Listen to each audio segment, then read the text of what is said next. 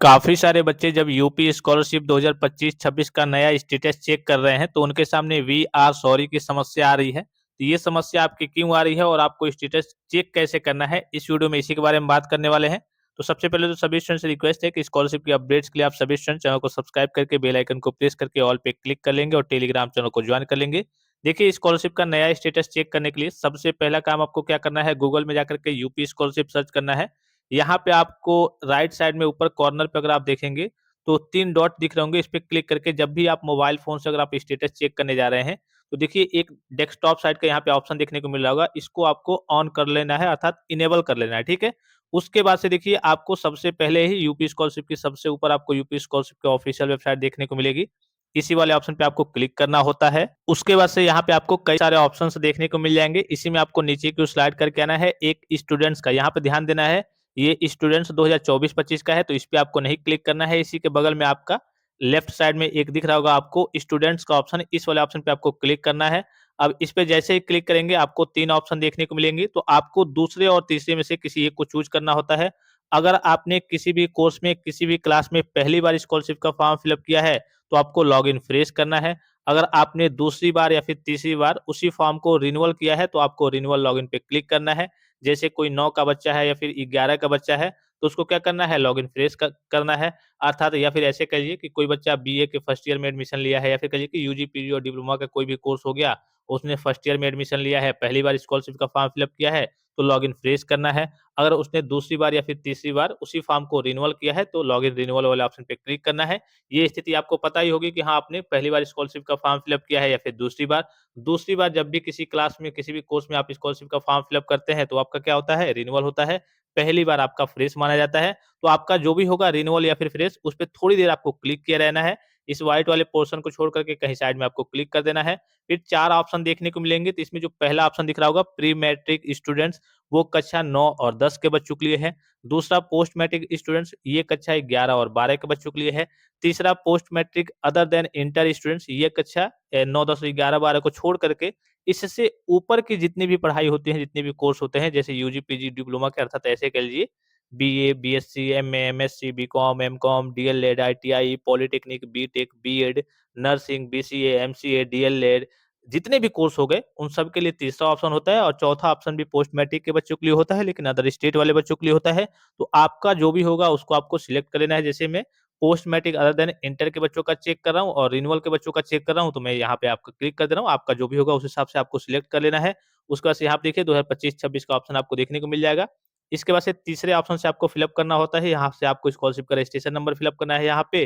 फिर यहाँ पे आपको ओटीआर नंबर फिल अप करना है। रजिस्ट्रेशन नंबर, ओटीआर नंबर आपके फाइनल पिट पे जो आपका फॉर्म निकाला होगा आपने, फाइनल प्रिंट आउट रखा होगा, उसी पे आपको देखने को मिल जाएँगी। पासवर्ड आपने जो बनाया होगा या फिर साइबर कैफे से आपने मान लीजिए कि फॉर्म को फिल अप कराया होगा, तो उसने पासवर्ड आपके पेज पे लिख करके दिया होगा, वो पासवर्ड आपको यहाँ पे फिल अप करना है और इस कैप्चा को आपको यहाँ पे फिल अप करके और सबमिट पे क्लिक करना है। मान लीजिए कि आपको पासवर्ड और ओटीआर नहीं मालूम है, तो यहाँ पे ऑप्शन भी देखने को मिल जाएगा, फॉरगॉट ओटीआर और यहाँ पे फॉरगॉट पासवर्ड का। आप ओटीआर और पासवर्ड को यहाँ पे क्लिक करके प्राप्त भी कर सकते हैं। बड़ा ही सिंपल सा प्रोसीजर होता है।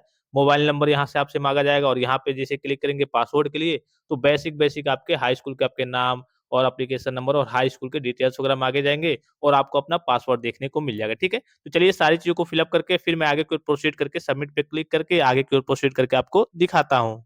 अब देखिए फाइनली सारी चीज़ों को फिल अप किया जा चुका है, यहाँ पे सबमिट वाले ऑप्शन पे आपको क्लिक कर देना है। जैसे इस पे क्लिक करेंगे, अगर आपने सही तरीके से डिटेल्स को फिल अप किया होगा, तो आपका फॉर्म क्या हो जाएगा, लॉगिन हो जाएगा। यहाँ पे दिख रहा होगा आपको 2025-26 का फॉर्म है और रिन्यूअल अर्थात नवीनीकरण का फॉर्म है। यहाँ पे आपको 3 समांतर रेखाएँ, 3 पैरेलल लाइन दिख रही होंगी आपका लेफ्ट साइड में कॉर्नर पे, इसी वाले ऑप्शन पे आपको क्लिक करना है और इसी में आपको सबसे नीचे की ओर स्लाइड करके आना है। कहाँ पे आना है? सबसे नीचे की ओर आपको स्लाइड करके आना है। इसी में आपको एक ऑप्शन देखने को मिल जाएगा, देखिए ओटीआर का करेक्शन का भी ऑप्शन आया था, मैंने आपको बताया भी था। इसी में सबसे नीचे की ओर आएँगे तो एक ऑप्शन आपको देखने को मिला होगा, यहाँ पे देखिए कि चेक करंट स्टेटस, ठीक है? इसी वाले ऑप्शन पे क्या करना है, चेक करंट स्टेटस वाले ऑप्शन पे क्या कर देना है, आपको क्लिक कर देना है। यहाँ पे आपको दिख रहा होगा चेक करंट स्टेटस, इसी वाले ऑप्शन पे क्या करना है, आपको क्लिक कर देना है। जैसे इस पे क्लिक करेंगे, आपको अपना स्टेटस देखने को मिल जाएगा। अब स्टेटस में कैसे और क्या-क्या देखना होता है, यहाँ पे सबसे पहले अगर आप ऊपर डेट देखेंगे, तो आज डेट क्या है, 11 जनवरी 2026, तो ऊपर आपको डेट देखने को मिल रहा होगा कि हाँ, 11 जनवरी 2026 की डेट में इस कली की स्टेटस को चेक किया जा रहा है और इसको प्रिंट करना चाहते हैं तो यहाँ से इस पे क्लिक करके आप इसको प्रिंट भी कर सकते हैं, ठीक है। आज डेट क्या है 11/1/2026 और यहाँ पे 2025-26 का रिन्यूअल का कह लीजिए ये स्टेटस है और अदर देन इंटर का यानी कि post matric other than inter के बच्चों का स्टेटस है। ऊपर आपके बेसिक डिटेल्स रहेंगे, इसी में आपको नीचे की ओर स्लाइड करके आना होता है। यहाँ पे मास्टर डेटा वगैरह आपको देख लेना है, जैसे कि आपका कितना स्कॉलरशिप का अमाउंट आ सकता है। तो यहाँ पे क्लेम फीस में अगर आप देखेंगे 11,010 रुपए। तो ये जो पॉलिटेक्निक के बच्चे होते हैं, एक और वीडियो मैंने आपको पॉलिटेक्निक के बच्चों का, क्योंकि मेरे पास पॉलिटेक्निक के स्टूडेंट्स ज़्यादा है तो मैं उन्हीं का आपको स्टेटस वगैरह दिखाते रहता हूँ। तो 11,010 रुपए आपके पॉलिटेक्निक के बच्चों का आता है। जो ग्रेजुएशन के कोर्स वगैरह करते हैं, बीए वगैरह, उनका अप्रोक्सिमेटली 6 से लेकर के 8,000 के आसपास उनका स्कॉलरशिप का अमाउंट वगैरह देखने को मिलता है। तो यहाँ पे जितना आपका क्लेम किया गया होता है, ठीक है, उसी के आसपास आपको अपना स्कॉलरशिप कुछ आगे पीछे, जैसे पॉलिटेक्निक के बच्चों की बात करें तो इनका 11,010 रुपए दिख रहा है। बहुत सारे बच्चों का 12,000 आता है, बहुत सारे बच्चों का 12,500 आता है, क्योंकि हॉस्टल की फीस वगैरह और भी कई सारे फीस वगैरह कभी-कभी ऐड होकर के एक्स्ट्रा फीस आती है और कई सारे बच्चों का 11,010 रुपए ही आता है, ठीक है। तो थोड़ा बहुत अप डाउन आपको अमाउंट वगैरह देखने को मिलता है। अब मेन आपका होता है, ये तो चलिए आपके कॉलेज लेवल का काम है, कॉलेज से वेरीफाई करके सारी चीज़ें भेजी जाती हैं। यहाँ से आपको अपने फॉर्म का स्टेटस देखना होता है। देखिए एप्लीकेशन फॉर्म स्टेटस, अब यहाँ पे आपको देखना होता है यहाँ से तीसरे वाले ऑप्शन से कि हाँ, आपने फाइनल सबमिशन कब किया था। तो देखिए आप इनका कंप्लीट हो गया, ठीक है। तो आपका जिस भी डेट में आपने फाइनल सबमिशन किया होगा वो डेट आपको देखने को मिल जाएगा और आपका स्टेटस एट इंस्टीट्यूशन लेवल यहाँ पे आपको दिख रहा होगा फॉरवर्डेड, अर्थात फॉरवर्ड कर दिया गया है। तो इससे पहले पहले आप जैसे ही कॉलेज में अपने डॉक्यूमेंट्स को जमा करते हैं, फॉर्म को जमा करते हैं, फॉर्म फिलअप करके, तो पहले आपका वेरीफाई होता है। वेरीफाई के बाद से पहले आपका हो सकता है कि यहाँ पे वेरीफाइड दिखा रहा होगा। वेरीफाइड के बाद से जैसे वेरीफाइड करके आपके कॉलेज से फॉर्म को फॉरवर्ड कर दिया जाता है, भेज दिया जाता है एक तरीके से समाज कल्याण विभाग को, तब यहाँ पे आपका फॉरवर्ड दिखाने लगेगा। अब फॉरवर्ड के बाद से आपके इसके वेरिफिकेशन का काम चलेगा, इसके वेरिफिकेशन का, इसके वेरिफिकेशन का धीरे-धीरे, और लास्ट में जो 8वां वाला ऑप्शन है मेन वेरिफिकेशन, आपका यहाँ से दिखा देगा स्टेटस में कि हाँ, आपका फॉर्म फुल्ली तरीके से वेरिफाइड हो गया है, कोई समस्या नहीं है। और नीचे आपको गत वर्ष के प्राप्तांक, पूर्णांक और अटेंडेंस का परसेंटेज देख लेना है। 75% या फिर इससे ऊपर रहना चाहिए। अगर आपका 74.9 भी रहता है या फिर उससे नीचे रहता है, तो इस केस में डायरेक्टली आपका फॉर्म क्या हो जाएगा, रिजेक्ट हो जाएगा, ठीक है। तो इस तरीके से आपको अपना स्टेटस चेक करना है। अब वी आर सॉरी की समस्या की बात करें तो काफ़ी सारे बच्चों का अभी फिलहाल में देखेंगे अगर आप, तो वी आर सॉरी की समस्या उनकी देखने को मिल रही है। तो उनका स्टेटस अभी अपग्रेडेशन का काम चल रहा है, उनके स्टेटस को अपडेट किया जा रहा है।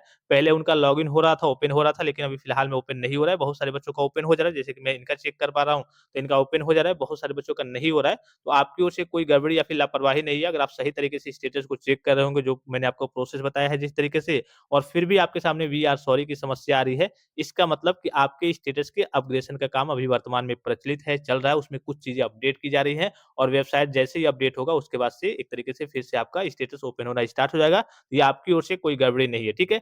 कई बार आपने देखा भी होगा कि वेबसाइट में भी प्रॉब्लम रहती है, समस्या रहती है, तो कुछ बच्चों को ओपन नहीं होता है, कभी-कभी तो सभी बच्चों को ओपन नहीं होता है, लेकिन यहाँ पे ओपन हो रहा है, तो आपका अगर जो भी कोर्स होगा, क्लास होगा, कैटेगरी होगी, तो आपके स्टेटस के अपग्रेडेशन का काम अभी वर्तमान में प्रचलित है, चल रहा है, बहुत सारे बच्चों का स्टेटस अपडेट भी हो रहा है, जिसके चलते आपके कोर्स का या फिर आपकी कैटेगरी का स्टेटस वगैरह कई सारे बच्चों का नहीं दिखा रहा है, तो आपका भी जल्द ही अपडेट हो जाएगा, आपको निश्चिंत रहना है, घबराने की ज़रूरत नहीं है और जैसे ही अपडेट होता है, यहाँ से आपको जानकारी मिल जाएगी। तो आई होप कि ये वीडियो आपको काफ़ी ज़्यादा हेल्पफुल और इन्फॉर्मेटिव लगा होगा। फिलहाल इस वीडियो में इतना ही, इजाज़त दीजिए। धन्यवाद, थैंक्स फॉर वॉचिंग, मिलते हैं नेक्स्ट वीडियो में।